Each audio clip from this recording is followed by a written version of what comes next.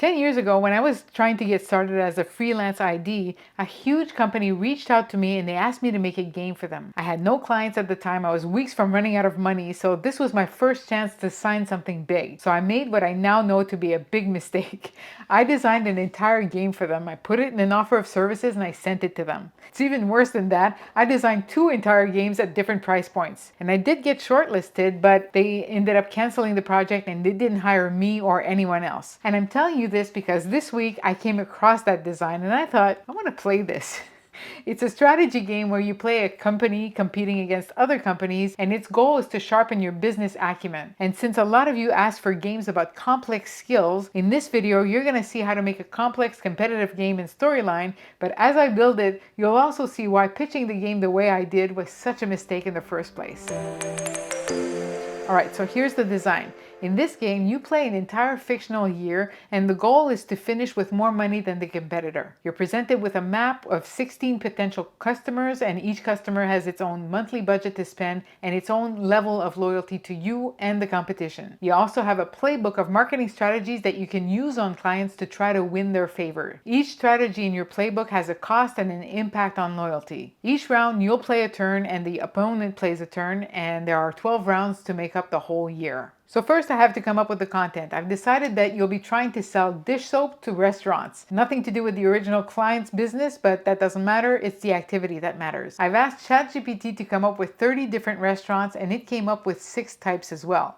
Healthy, upscale, hipster, fast food, cultural, and rustic. Each one also has a monthly budget to spend between $1,000 and $10,000, and I'm also going to have it generate all the possible marketing tactics in the playbook. Cold calling, sending a sample, celebrity endorsement, etc. Each one of those has a cost and an impact on loyalty, a strength if you will. At the beginning of each game, Storyline is going to pick out 16 restaurants out of the 30. Actually, let's make that 8. We'll be playing with those same 8 restaurants all the way through the game from January to December. It's also going to pick 4 tactics out of my 16, but every month those will change so that we can see a lot of them during one game. I've only built one game slide with the playbook on one side and the restaurants on the other. It looks like crap right now, but we're just getting it to work. You pick the tactic and then the restaurant that you want to target. And then it jumps to the next slide that's going to calculate how that tactic affects the restaurant's loyalty.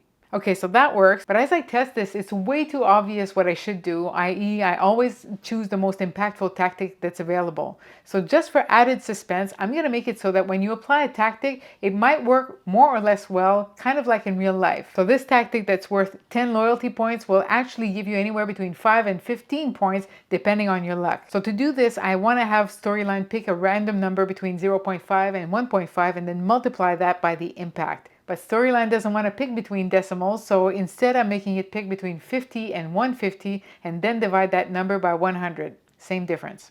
Okay, that's already much less predictable and a lot more fun. But as I'm testing this, I'm also finding it hard to figure out which restaurants I should target. I mean, they all look the same right now. So I need to see how loyal each restaurant is to me and to the competitor. So I'm putting these numbers up, but it gets super messy. But then it came to me. Sliders. A slider is going to display the customer's loyalty between 1 and 100 without any triggers. And seeing it like this makes me realize that each restaurant should start with a loyalty right in the middle at 50 out of 100. And if I nudge them my way, then they buy from me. But if it dips under 50, then they're going to buy from the competitor. The more loyal they are in either direction, the more they'll spend. Okay, let's try that. So now I pick a tactic and a restaurant, and I can see that I've increased that restaurant's loyalty in my direction. Do it again, this restaurant, and I've nudged its loyalty. That works beautifully. So now that I've played my tactics and I have no more points, it's the competitor's turn. So I have to make Storyline pick a tactic and a restaurant for the competitor to play. Now, if it just picks a random tactic and a random restaurant, that's no strategy at all, and it would be very easy for me to beat that strategy. But that could be my easy level where the competitor is kind of stupid. On medium difficulty, the competitor will pick the best available tactic and a random restaurant, for example. And on hard, I'm going to have it pick the best tactic and the restaurant that is most loyal to me. So it's always going to try to steal my clients. That's pretty nasty, but that would be on the hard difficulty. All right, so it's my turn, and I'm going to use pop-up cleaning station, and I'm going to apply it to this first restaurant, Salt and Ember. So I've managed to increase its loyalty, and I've got 1 point left, which means that I can still afford a tactic. So I'm going to play again. And this time I can only afford to leave flyers, and I'm going to do that to Vital Bites. So I've increased its loyalty just a little bit. Now my turn is over, and so the opponent will play. The opponent uses pop-up cleaning station on this restaurant here, and they've managed to nudge loyalty in their direction, and they still get to play again. They leave flyers at Taco Tango. And as you can see here, this restaurant's loyalty is in the competitor's direction. So now they're going to try to influence Taco Tango, and they have a little bit. Now the month is over, and so every restaurant now will generate income depending on how loyal they are. So Salt and Ember is quite loyal to me, so I'm earning a little bit of money from them. And same for Vital Bites. And the competitors also earning from the restaurants that are loyal to it, Taco Tango and Miso Hungry. This again is getting super confusing to read, so I want the money to fly from each restaurant to either me or to the competitor so that it's clearer. This is taking me a whole bunch of slide layers with animations. My profit flies to me and the competitor's profit flies to them, one layer for each restaurant, one at a time. So animations aren't always to make things pretty. Sometimes they make the link between two things more clear. Now that I have a whole month, I could just repeat this loop 12 times. So I'll put in the logic for that. Okay, so now I've got a problem.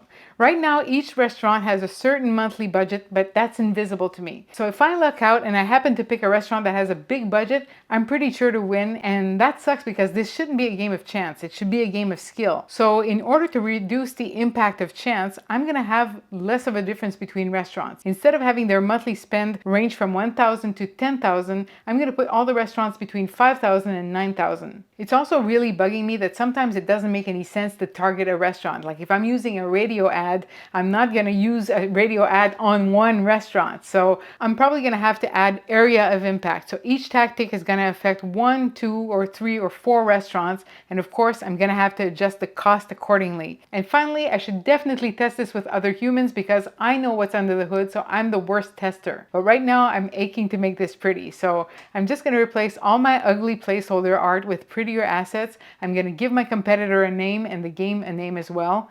And I thought I'd make each restaurant different, but I actually find it cleaner if they all look the same. Okay, so I've tested it a lot more now, and I'm finding that on the plus side, I'm not always winning, and that's a good thing. I don't want it to be like tic-tac-toe, where once you've solved it, you always win. On the minus side, I've realized that it's kind of unfair that I always play first and the competitor gets to react to what I did. So I could make them alternate, but I'm going to make it so that whoever has more money plays first in the next round.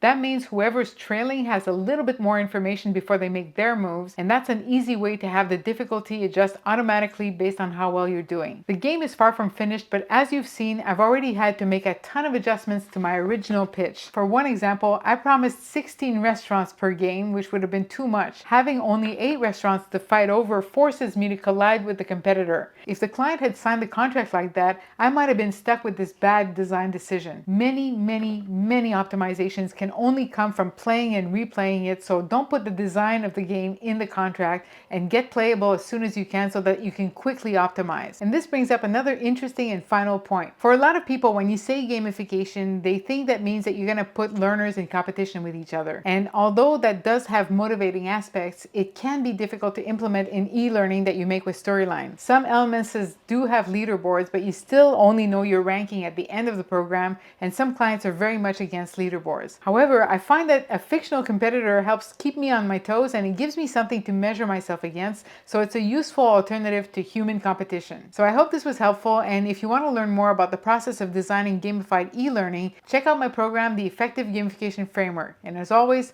thank you so much for watching, and I'll see you next time.